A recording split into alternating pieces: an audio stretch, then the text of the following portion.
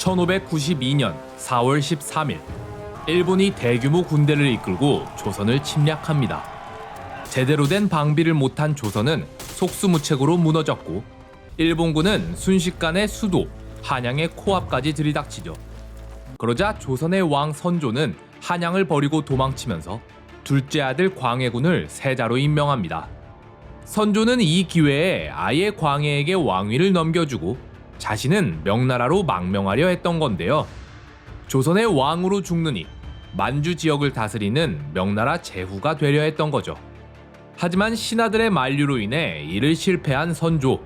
그러자 이번엔 말을 바꿔서 자신은 의주로 갈 테니 세자에겐 분조를 이끌라 지시합니다.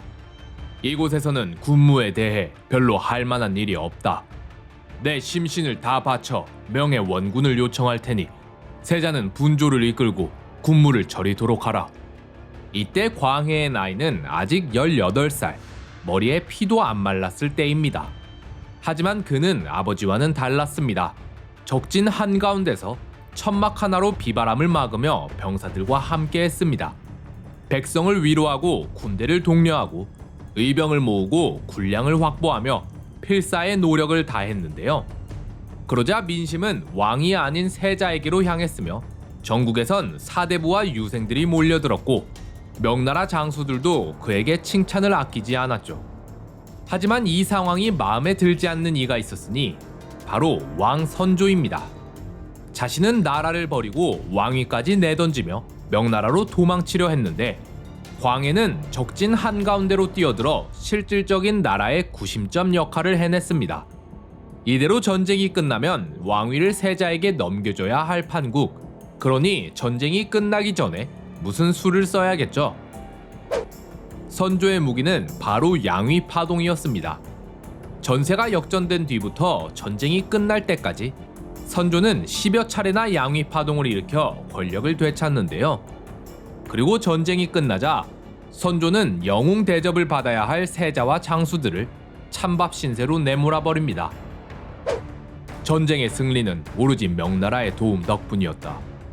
우리 장수들은 제 힘으론 단 한 명의 적을 베거나 단 하나의 적진도 함락시키지 못했으며 오로지 중국 군대를 뒤따를 뿐이었다. 따라서 나라를 구한 공로는 의주까지 달려가 명예 원군을 요청한 나와 대신들에게 있을 뿐이다. 게다가 명나라에선 자국의 이유를 핑계로 광해를 정식 세자로 임명해주질 않습니다.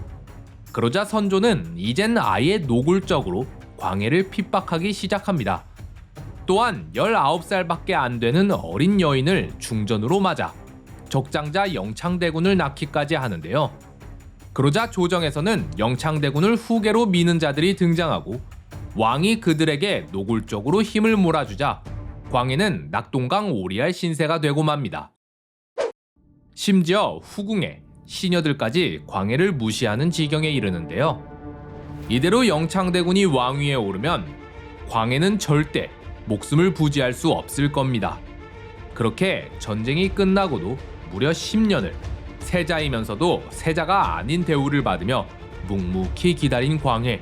하지만 인고의 끝에 그의 기다림은 결국 결실을 맺으니 선조 41년 2월 1일 선조가 죽자 마침내 광해는 왕위에 오르게 됩니다. 하지만 홀대받은 10년의 세월 때문일까요? 광해는 사람들이 자기를 왕으로 삼길 원치 않는다는 생각에 사로잡힙니다. 만약 선조가 더 오래 살았더라면, 그가 영창대군에게 왕위를 넘겨줬더라면 자신은 별거 아닌 일로 역모에 엮여 죽음을 맞이했을 텐데요. 자신이 고독한 10년을 버텼듯 지금도 누군가는 숨죽이며 역모를 꾀하고 있을지 모릅니다. 게다가 형 이매군과 이복동생 영창대군이 살아있으니 명분이야 어떻게든 만들면 될 건데요. 그렇게 역모의 트라우마에 시달린 광해는 수차례나 옥사를 일으킵니다. 역모의 낌사라도 보이면 모조리 잡아다 처벌했습니다. 관아에서도 대신들도 별로 대수롭지 않게 생각하는 사건을 가지고도 직접 국문장에 나타나 혹독한 고문을 가했죠. 이 시절 고문은 없는 죄도 불게 만들었습니다. 진술이 진실인지 거짓인지 확인도 하지 않으려 했는데요. 이름이 거론된 자들은 죄다 잡아다 국문하여 사건을 계속 확대해만 갔습니다. 여자나 어린아이에게도 서슴지 않고 국문을 가했으며 영모의 빌미가 될 만한 씨앗도 남기지 않으려 했습니다. 친형 이매군이 영모에 연루되자 그를 가차없이 죽여버렸습니다. 광해의 폭정은 폐모살제로 극한에 다다르는데요. 9살 난 이복동생 영창대군이 영모에 연루되자 광해는 그를 방 안에 가둬두고 음식도 주지 않은 채 쉴 새 없이 불을 떼서 쪄 죽여버렸습니다. 뒤이어 계모 임목대비까지 폐하려 했지만 신하들의 반대로 이는 실패하고 맙니다. 이토록 끊임없이 영모와 암살 의혹에 시달린 왕 광해. 영화는 광해 8년 2월 28일 실록에 적힌 한 문장에서 시작됩니다. 왕께서 이르시되 숨겨야 할 일은 조보에 남기지 말라 하였다. 광해군 8년 영모의 소문이 흉흉하니 임금께서 은밀히 이르다.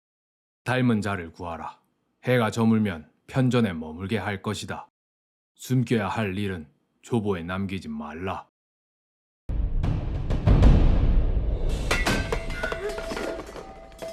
뭐 하느냐 마시지 않까? 식사를 하려던 광해는 은수저의 색이 변한 걸 보고는 누군가 자기를 독살하려 했단 생각에 역정을 냅니다. 편전만 지키라는 것이오. 의원에 따르면 은수저의 색이 변한 이유는 독약 때문이 아니라 수락관에서 소금 대신 죽염으로 간을 맞췄기 때문입니다. 하지만 광해는 안심하지 못하는데요. 똑같이 생긴 자로 아무도 믿을 수 없어. 이 시기 조정에선 중전의 오랍이 유정호를 영모 혐의로 처벌하라며 강력히 요구하고 있는 상황. 광해는 유정호에게 죄가 없음을 알고도 유정호야말로 충신이지. 정치의 생리를 위해 그를 희생하려 합니다. 유정호 정도는 내줘야 저들도 날 믿을 것 아니요. 한편 저자에는 왕과 닮은 얼굴을 무기로 연극을 하며 벌어먹고 사는 한 광대가 있었으니 그의 이름은 하선. 그러나 그는 이 일로 인해 관아에 불려가 곤장을 맡게 됩니다. 아니 저희는 그게 죄가 되는 건지도 몰랐습니다. 그런데 그때 잠시 멈춰라. 사또는 하선에게 제안을 하나 하는데 애기 기생이 하나 왔다던데. 사또는 하선을 협박해 15살짜리 애기 기생에 처녀를 취하는데요. 나이는 얼마나 됐노? 15이요. 왕의 명령을 받고 왕과 똑같은 얼굴을 한 자를 찾던 허균은 하선을 잡아와 왕에게 내보입니다. 따라해보거라. 걔 아무도 없느냐? 따라해보거라. 걔 아무도 없느냐? 제법이구나. 연극으로 빌어먹고 사느니라 그런지 영락없이 왕과 똑같은 연기를 하는 하선. 그는 사흘에 한 번 왕 대신 편전에서 잠을 자고 대금을 받기로 합니다. 사람 아주 제대로 찾으셨네. 하선이 편전에서 자는 사이 광해는 궁 밖으로 나가 평소 총애하던 안상궁과 잠자리를 나눕니다. 일이 자주 찾으시면 중전께서 노하실 것인데. 어쩌겠냐. 날 편하게 잠들게 하는 이가 너뿐인 것을. 그런데 그 다음날 갑자기 쓰러지더니 사경을 헤매는 광해. 회복은 하실 수 있는 것이오. 지금은 아무것도 단언할 수 없사옵니다. 속이 국난에 대비해야 할 듯하옵니다. 지금부터 하는 말의 모든 책임은 내가 질 것이오. 이 사실이 지금 알려지면 궁 걷잡을 수 없는 혼란에 빠질 터. 분명 독을 쓴 자도 그리 바랬을 것이오. 두 분께서는 전하의 유독한 사실이 밖으로 새어나지 않도록 해주시오. 전하께서는 곧불로 인해 몸져놓은 것이오. 허균은 아무도 모르게 광해를 밖으로 옮긴 후 도부장을 시켜 급히 하선을 데려옵니다. 당분간 네가 대역을 해줘야겠다. 그저 내가 시키는 대로만 하면 될 것이야. 싫습니다요. 은수문양이다. 돈 몇 푼에 사람 목을 내놓으라는데 그게. 이놈, 이 나라를 위한 일이다.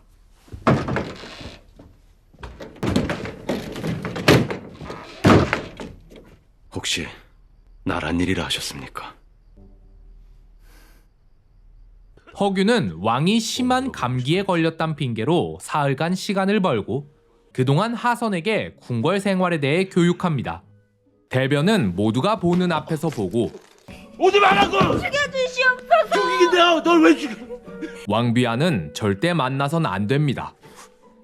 그리고 식사 땐 진수성찬이 나오는데요. 간식과 야식으로 메밀과 그런데 자기가 남긴 음식으로 수락관 궁녀들이 밥을 먹는다는 사실을 알게 된 하선. 야식으로 메밀 종일 굶었단 말이야 나 때문에? 어쩐지 이것들이 날 귀신 보듯이 보나 했더니 다음 식사 땐 팥죽 하나만 손을 대는데요. 맞나구나. 이 팥죽 누가 만들었느냐? 저기 있는 김이나이니 이름이 무엇냐? 4월이라 하옵니다. 나이는? 15이옵니다. 15이라. 나이는 얼마나 됐노? 15이요. 하선은 왠지 얼마 전 기생이 생각나 마음이 착잡해집니다.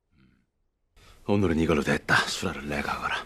윤대란 왕이 육조의 실무직 관료들을 만나 실무에 대해 묻고 답하는 자리입니다.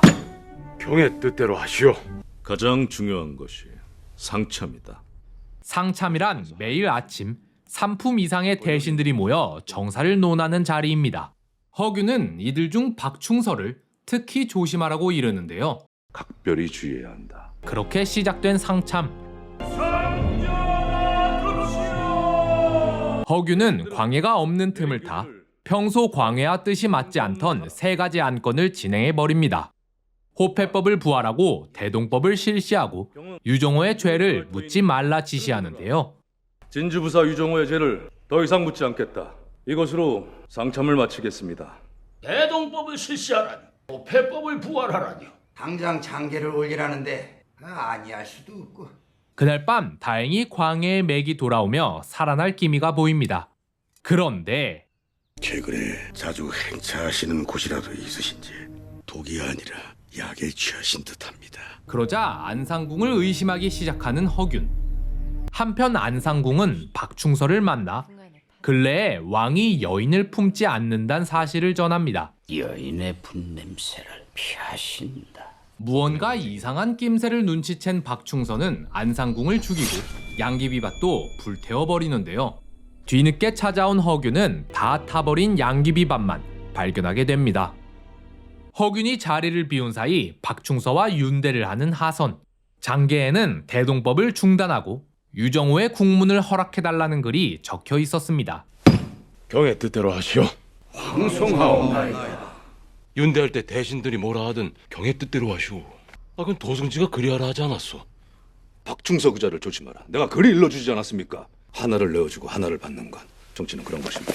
그런데 문득 대동법과 호패법에 대해 궁금해진 하선은 서고를 찾아 이에 대해 공부합니다. 호패법이란 조선시대의 신분증이라 보면 됩니다. 16세 이상의 모든 남성이 호패에 이름, 신분, 사는 지역 등을 적어 차고 다니게 하는 제도인데요. 이로 인해 조정에서는 인구수를 파악할 수 있고 조세와 군역을 부과하기가 쉬워집니다. 반면 부작용으론 조세와 군역을 감당하기 어려운 백성들이 호패를 버리고 도망치거나 자진하여 노비나 중 또는 내시가 되는 자들도 생겨나게 되죠. 대동법이란 공납의 폐단을 막기 위해 시행하는 제도를 말합니다. 하선은 알고 보니 사월이도 공납의 폐단 때문에 궁녀로 들어오게 됐다는 사실을 알게 되는데요. 공납이란 각 마을에 특산품을 공동 납부하도록 하는 제도를 말합니다. 그런데 이 특산품이란 게 이상하게 매겨져서 사월인의 가족의 경우 농부인데 해산물인 전복이 할당되었는데요. 그때 전복을 대신 구해다 줄 테니 자기에게 전복을 사가라는 대납업자가 나타납니다. 처음엔 대신 구해준다니 좋아했으나 시간이 지나자 대납업자는 값을 높게 부릅니다. 게다가 사또에게도 뇌물을 먹여 그의 제품이 아니면 관청에서도 받아주질 않는데요. 그러자 대납이 돈벌이가 된다는 사실을 안 대신 관료들이 너도나도 이 대납업에 뛰어들고 백성들은 빚더미에 앉게 됩니다. 어머니와 동생은 변방 노비로 팔리고 저는 참판댁집 몸종으로. 저는 왕노릇 끝나기 전에 네 어미를 꼭 만나게 해주마. 망극하옵니다. 전하. 나가보거라. 그리하여 제안된 것이 바로 대동법입니다. 대동법은 공물을 쌀로 통일하여 토지 결수에 따라 세금을 부과하는 제도인데요. 없는 자에겐 덜 거두고 가진 자에겐 더 거두는 제도. 그러니 가진 것 많은 대신들이 이를 통과시킬 리 없겠죠. 전하, 하루아침에 결수대로 세금을 부과한다면 지주들의 피해가 이루 말할 수가 없사옵니다. 그들 또한 백성이온데 어찌 차별을 두겠나이까? 그러나 하선은 굴하지 않고 대동법 실시를 명합니다. 그대들에게 명하오. 대동법을 즉각 실천토록 하시오. 하지만 정치란 하나를 내어주고 하나를 받는 것. 하선은 대신 유정호의 국문을 허락합니다. 유정호가 누군지는 알고 국문을 명하신 겁니까? 유정호는 중전마마의 오랍입니다. 유정호를 영모로 엮어 장차 중전까지 패할 뜻입니다. 그런데 그날 밤 하선을 찾아온 중전. 하선은 자결하려는 중전을 말립니다. 유정호는 무슨 일 있어도 살릴 것이오. 다음 날 국문장을 찾아간 하선. 그댄 내 처남인데 어찌 영모를 꾸민게요. 알고 보니 유정호는 단지 광해가 폭군으로 변해가는 모습을 보고 그러지 말라고 간언했을 뿐인데 대신들은 왕을 압박하기 위해 그에게 영모죄를 씌워 잡아넣은 것이었습니다. 지금의 전하는 폭군일 뿐이옵니다. 풀어줘라. 이자는 죄가 없다. 정녕 일이 나오시겠다. 허균에게 사람을 붙이게. 하선은 신하들을 물리친 뒤 중전의 마음을 풀어주기 위해 그녀를 찾아가는데요. 웃기지 않소? 웃기옵니다. 하지만 눈치 없이 쫓아온 도부장.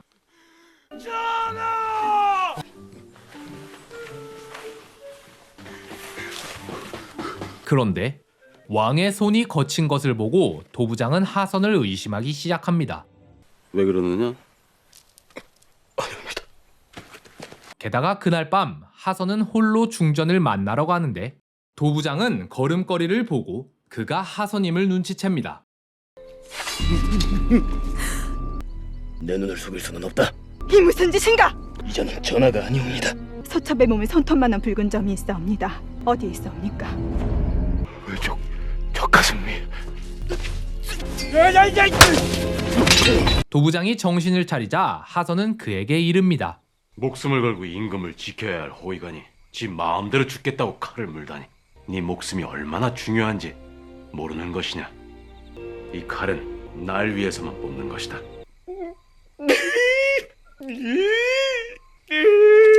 전하. 한편 드디어 꿰어난 광해. 허균은 박충서와 안상궁이 짜고 양귀비로 그를 중독시키려 했단 사실을 고합니다. 대역부터 저리도록 합시다. 용상에 앉았던 천한 것을 살려둘 순 없지 않소.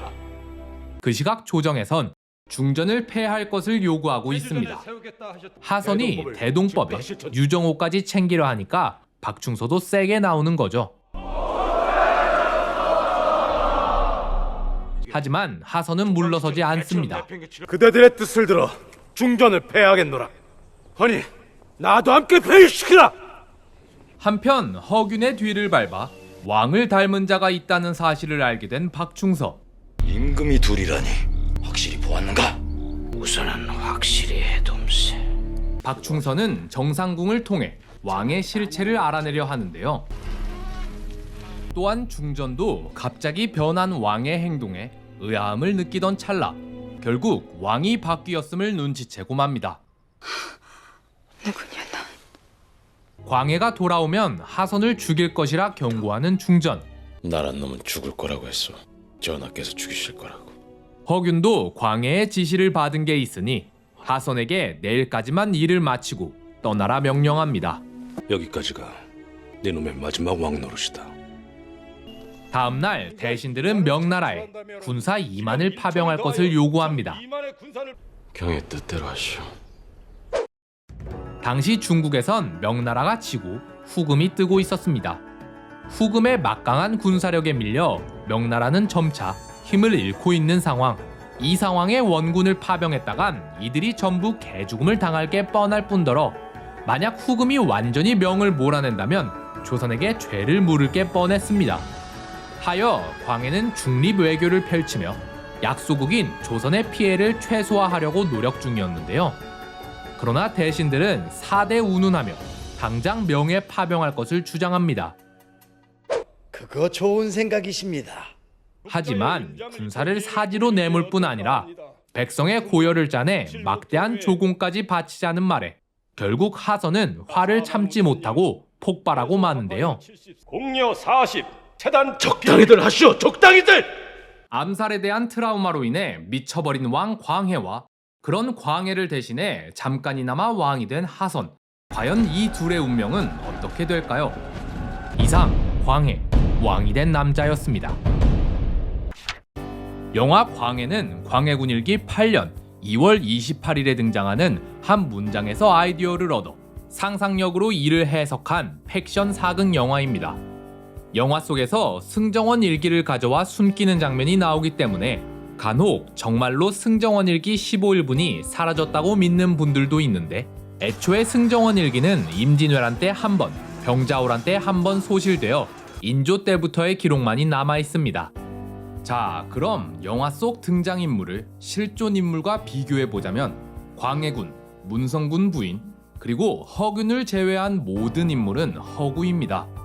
다만 박충서와 안상궁은 모티브로 삼은 인물이 있긴 한데요. 박충서는 권신 이이첨을 모티브로 삼은 것 같고 안상궁은 궁녀 김계시를 모티브로 삼은 것 같습니다. 실제 역사에서 이이첨은 광해군 초반 왕의 총애를 받으며 힘을 키웠지만 재위 후반엔 광해군과 대립하게 된 인물입니다. 반정이 일어나자 소식을 들은 광해는 이이첨의 지시냐? 라고 했을 정도이니 말이에요. 그러나 이이첨은 반정 세력에 가담하지 않았고 반정이 일어나자 독을 먹고 자결해버립니다. 또한 극중에서와는 다르게 서인이 아니라 대북 세력이었죠. 다음으로 김계시는 광해군의 총애를 받던 궁녀입니다. 광해의 총애를 힘입어 온갖 부정부패를 저지르다가 인조 반정이 일어나자 결국 참수된 여인이죠. 극중에서와는 다르게 끝까지 광해군과 붙어먹던 인물입니다.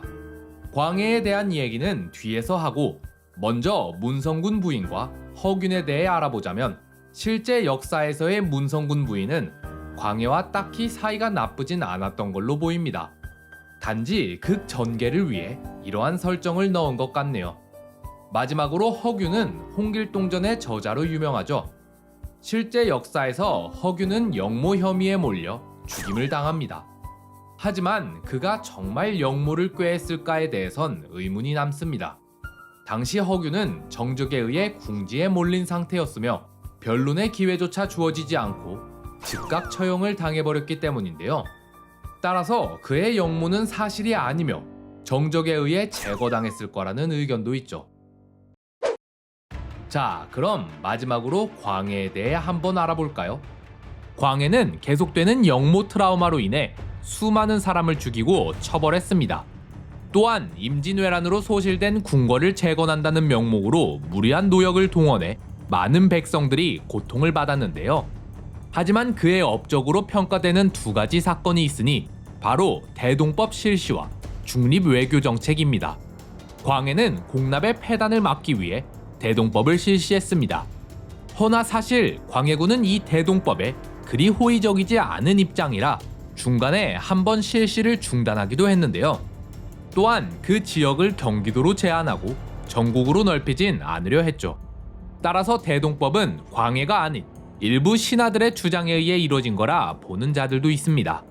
광해는 후금과 명 사이에서 중립 외교 노선을 취했습니다.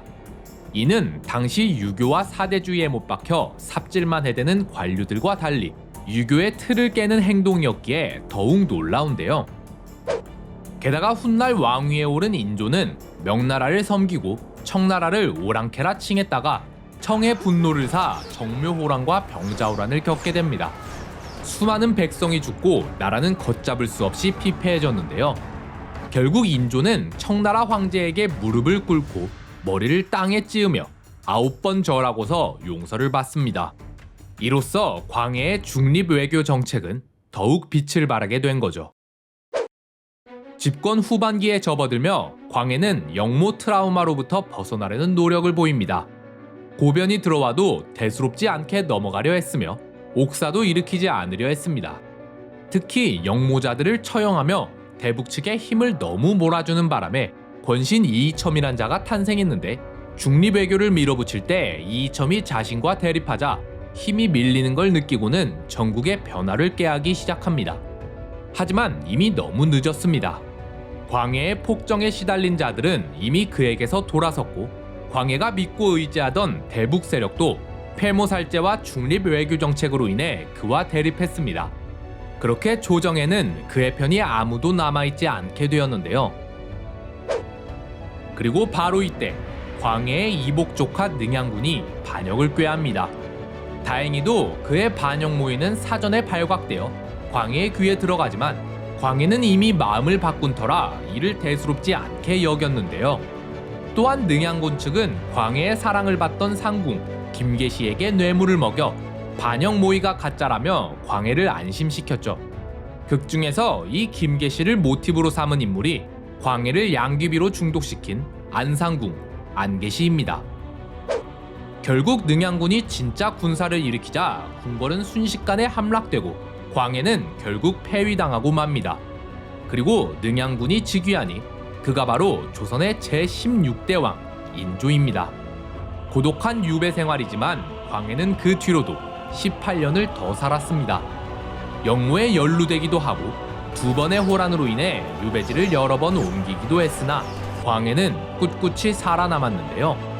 16년의 세자 시절을 견디고 왕위에 올랐던 그입니다. 혹시라도 다시 한번 기회가 오지 않을까라는 생각에 외로운 삶을 버텨낸 것 아닐까요? 하지만 결국 그에게 두 번째 기회는 오지 않았고 인조 19년 7월 광해는 향년 67세의 나이로 유배지에서 생을 마감합니다. 광해에 대한 평가는 대체로 폭군이라는 인상을 벗어나지 못합니다. 별거 아닌 고변으로 수많은 옥사를 일으켰고 대동법은 사실 광해가 원하던 것이 아니었으며 말로는 파벌에 상관없이 인재를 등용한다고 했으나 실상은 대북 세력에게 권력을 몰아주었을 뿐만 아니라 풍수지리를 신봉했고 궁궐을 짓느라 가혹한 강제 노역을 동원했으니 말입니다. 게다가 활용점정으로 폐모살제를 하려다 친위 세력마저 등을 돌리게 만들었으니 광해의 내정은 완전히 실패한 거나 다름없습니다. 단 하나, 중립외교 정책만이 광해의 업적 중 그나마 건질만한 거라고 보여지는데요. 다만 명심해야 할 사실은 광해군 일기는 애초에 광해를 폐위시키고 정권을 잡은 인조와 서인 측에 의해 쓰여졌다는 사실입니다. 이들은 어떻게든 광해를 폭군으로 묘사해야 했을 겁니다.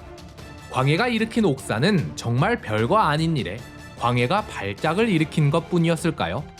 광해는 결국 반역으로 폐위된 왕인데 말이죠. 폐모살제는 광해만의 잘못일까요?